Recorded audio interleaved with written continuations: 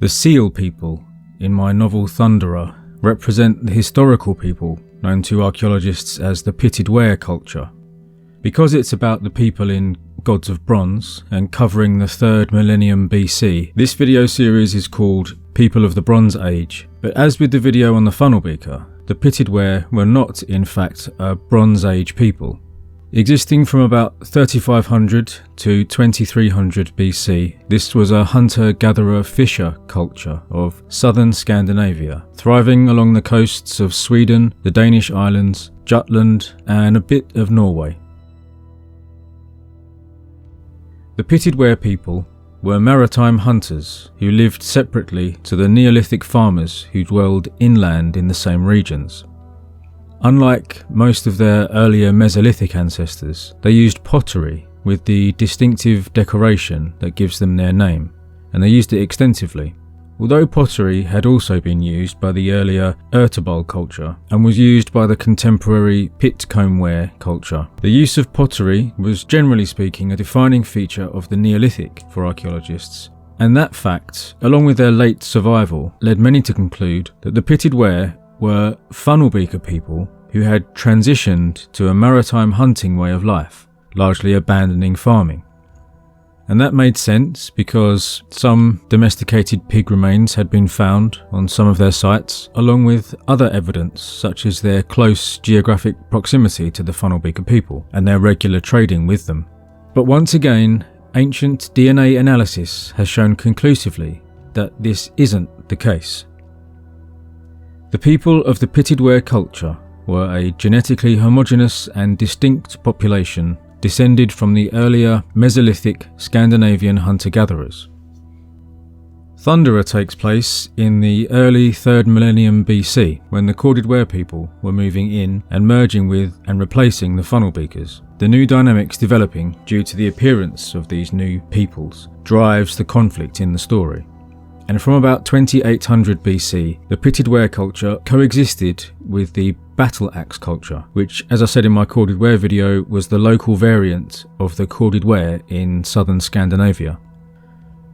After a period of about 500 years, the Pitted Ware culture was absorbed by the battle axe culture, and by 2300 BC, their way of life had ended. But the later Nordic Bronze Age in fact represents a fusion of the Pitted Ware culture and the battle axe culture, and modern Scandinavians still carry DNA from their Pitted Ware ancestors. In Thunderer, I show the different material culture and worldviews of the Pitted Ware, the funnel beaker, and the Corded Ware, and the relationships between them. The long coexistence of the hunter-gatherers and the farmers is completely fascinating to me, and I was keen to show the world from the Pitted Ware point of view through the character of the young huntress and shaman, or potential shaman, called Sif. If you haven't read the series, there are links to the books in the video description, including a link to get their free prequel story. The funnel beaker and Pitted Ware coexisted and traded probably extensively, but it wasn't always a peaceful relationship. As the Pitted Ware people spread, the funnel beaker began constructing palisaded enclosures, as I mentioned in the funnel beaker video, and we can imagine the raids carried out probably by both peoples, and probably for a variety of reasons. There was surprisingly little genetic mixing between the two groups, which does suggest quite an arm's length trading relationship, to say the least. In the excellent book After the Ice by Stephen Mithen, he imagines a scene from a slightly earlier period, further to the south, in a forest clearing where a Mesolithic hunter trades a basket of pine marten furs for a polished stone axe brought to the meeting place by a Neolithic farmer. Speaking different languages, they complete the trade through gestures and facial expressions. At the end of the scene, the farmer points at the hunter's daughter, and the hunter agrees that at the next year's meeting, he will give her over for marriage to the farmer. Scenes like this must surely have happened, along with abductions and assaults, but the genetics shows us that it must have been very rare. Even in a late sample of Pitted Ware on Gotland, there was still only a tiny amount of Neolithic farmer DNA, and none from the battle axe culture. So the Pitted Ware people were, and remained, genetically Scandinavian hunter-gatherer.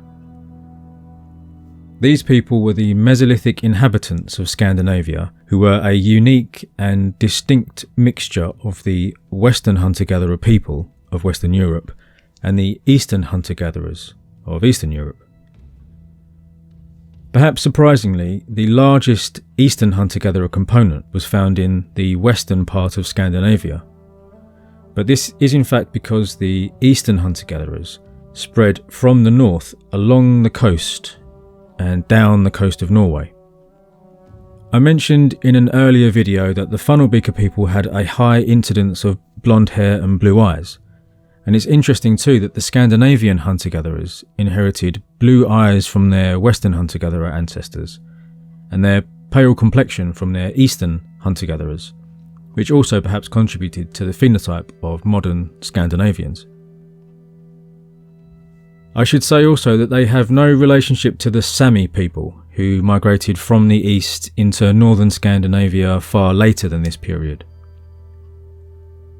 So while most other European hunter-gatherers were replaced or absorbed by European farmers, the Pitted Ware people continued to thrive and even outcompeted the Funnelbeaker. They were related to the Pitcomb ware culture of the Eastern Baltic, who also continued with a modified Mesolithic lifestyle far into the 3rd millennium BC.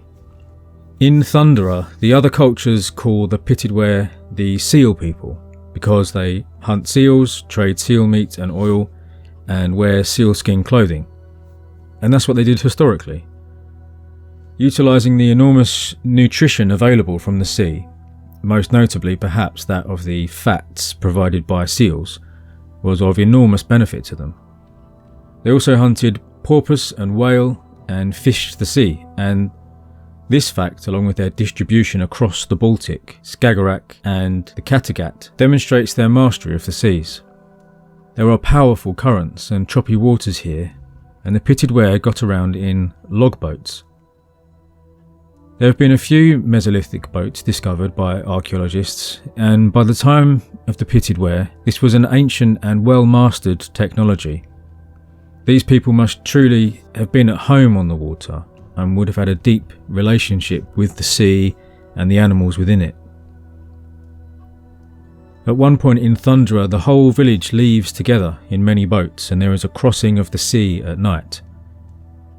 This scene was included for the mythological motif of the wounded king being transported across water to the sacred island, but I also wanted to show how at home the seal people are on the sea. They navigate not only by the stars, but by feeling the currents and the length and height of the waves as they cross sandbanks and the like. And it is possible that the whole community could have moved all at once between sites, as the archaeology shows that they moved between locations at different times. The tribe in my story have a winter site inland in the woods and a site on the coast, and they may have had more than two places. Perhaps moving for an annual seal cull where they could process the carcasses near the kill sites before moving elsewhere for the rest of the year. But they weren't totally nomadic. They would have had specific territories, and different tribes and groups had different material culture, which shows this. It's likely then that they also competed for the best locations. So it was the utilisation of marine resources, especially the excellent nutrition provided by marine mammals, that allowed the Pitted Ware to sustain a higher density of population than might be expected for a hunter-gatherer society. But like in Thundera, they also utilised resources inland. The story opens with a hunter shooting deer in the woodland, and they also hunted wild boar and European elk, and hunted or trapped small animals like marten, otter, squirrel and wildcat. And they collected plants and utilised timber, of course. They used bows and arrows, and also hunted with harpoons and caught fish with hooks and weighted nets. In my story, the heroine uses a slate knife, which they did do, but they also used flint for their knives and arrowheads and axes. Slate can be incredibly sharp, but of course it's also soft and breaks easily, so I was surprised by this, but They obviously knew what they were doing and understood the nature of their materials better than I ever will. Their beliefs about the world are difficult to reconstruct. There have been ritual sites uncovered. One revealed deposits of an enormous amount of bear and moose bones. These deposits featured a preponderance of bear feet and skull bones, suggesting perhaps that these were bear pelts with the feet and skull still attached. We can imagine them perhaps draped over the shaman or other participants, chanting in a ritual around a roaring fire with roasting moose meat, to the banging of drums and the playing of bone whistles.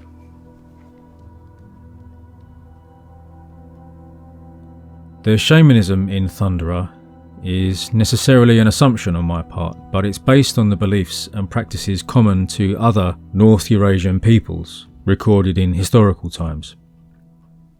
My characters feel the presence of spirits and communicate with them for aid in the material world. The spirits are their ancestors and also natural emanations, and they can be benevolent or malevolent and have to be appeased or warded off by certain actions like singing or burning specific plants. Before I had really researched this time and place, I had certain assumptions about the peoples here. I assumed that the incoming steppe herders were large, powerful people, and the funnel beakers would be slightly built, and the hunter-gatherers would be very small people due to the nature of their diet. So I thought they would be easy for my hero to differentiate on sight. And to an extent that is true. We know that the steppe herders were tall and robust, and we know that the farmers were shorter and more gracile. But when you get down to it, there's not as much difference between these peoples as you might expect.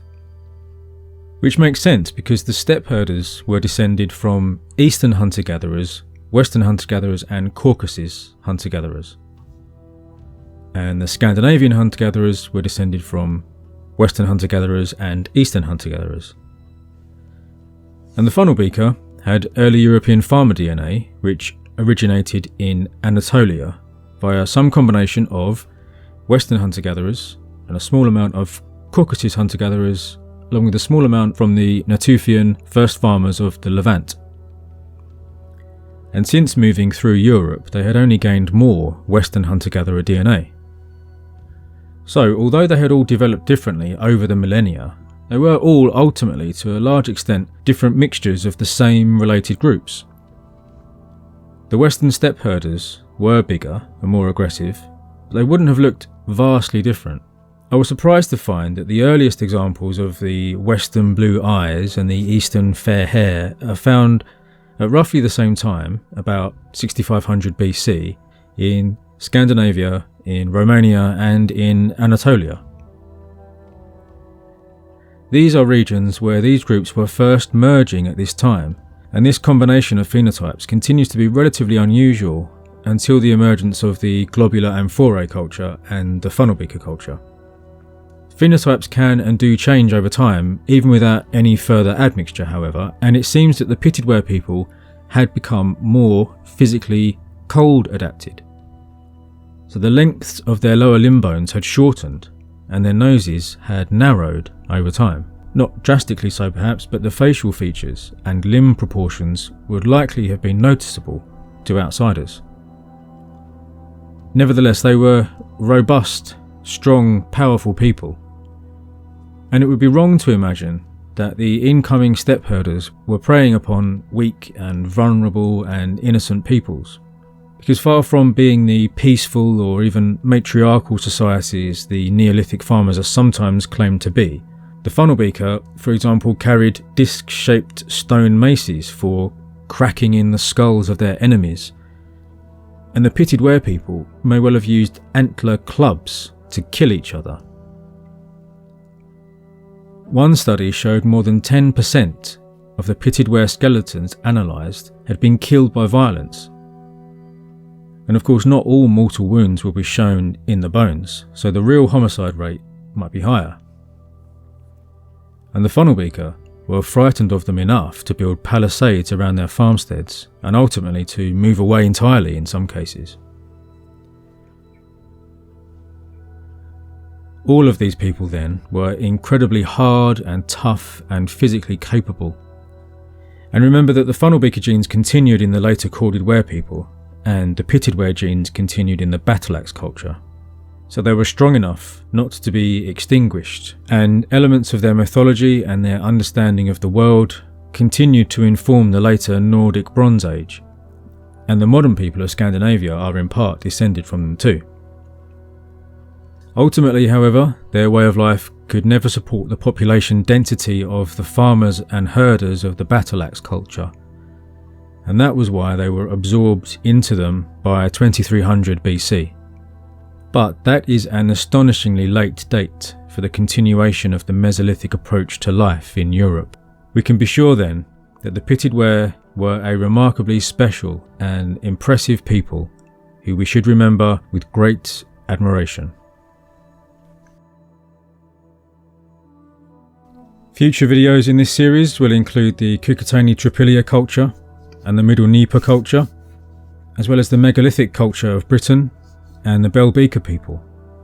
Eventually, Gods of Bronze will take us south through Europe to the Aegean Bronze Age, the Minoans, the 4th dynasty of Egypt, and the Mesopotamia of Gilgamesh, along with many other places.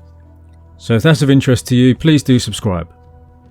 And if you enjoyed the video, please help the channel grow by liking and sharing the video. Thank you for watching.